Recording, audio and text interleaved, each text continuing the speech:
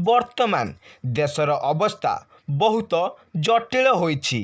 Corona महामारीर कोप दिनकु दिन तीव्र गति रे बढ़िबार लागिछि। सरकार एही भाइरसर संक्रमण रोकिबा पई केतेक राज्य रे लॉकडाउन जारी करिसेंती।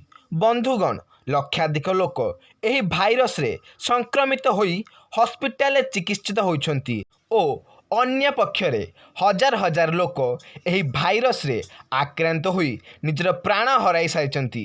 गत वर्ष अपेक्षा एही वर्ष कोरोना महामारीर द्वितीय लहर एक भयंकर रूप नहीं आसीची।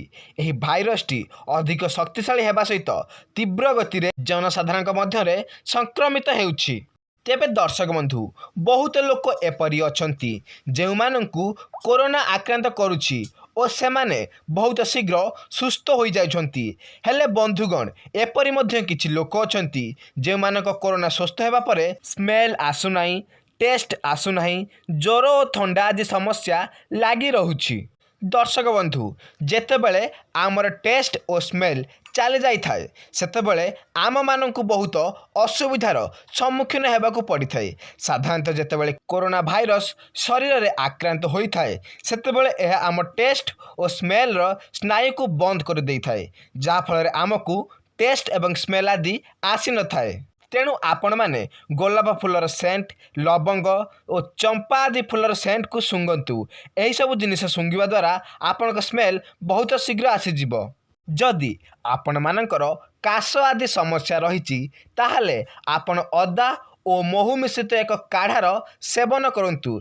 जदि आपणक सुखिला काश होउची ताहले मध्य आपण एही काढ़ार सेवन करि परिबे। एहा आपणकर काशजनित समस्या को बहुत शीघ्र दूर करदेब।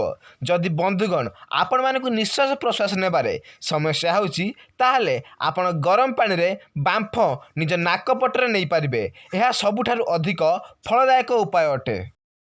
जदि आपण को ज्वर छाड़ू ना तेबे आपण प्रचुर मात्रा रे सबुज पनीपरिबा, नढ़िया पानी और विटामिन सी जातीय द्रव्यर सेवन करंतु। आपण माने एही सब उपाय को निश्चय प्रयोग करंतु और भाइरस ठारू सुस्थ रुहंतु। जदि आपण को आम टिप्स भल लगी को लाइक करंतु, शेयर करी निजर प्रियजन मानंकु सतर्क करंतु एवं एही बेले सब वीडियो देखिबा पई आम चैनल को सब्सक्राइब करी पाखर थिबा बेल आइकन को दबाई दियंतु, जहा फल रे आपण हमर सब नोटिफिकेशन प्रथमे पाई परिबे। धन्यवाद।